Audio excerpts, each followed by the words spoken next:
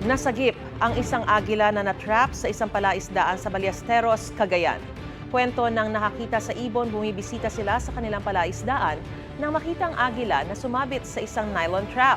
Naialis kalaunan ng ibon na wala naman tinamong sugat sa katawan. Inilagay muna nila ito sa kulungan ng manok habang hinihintay ang mga otoridad. Narescue rin ang isang dolphin sa baybayin ng Barangay Pangil sa Curimao, Ilocos Norte.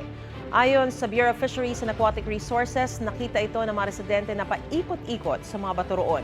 May mga gasgas daw ang dolphin sa katawan, kaya gagamutin muna at palalakasin bago ibalik sa dagat. Gusto mo bang mauna sa mga balita? Mag-subscribe na sa GMA Integrated News sa YouTube at tumutok sa unang balita.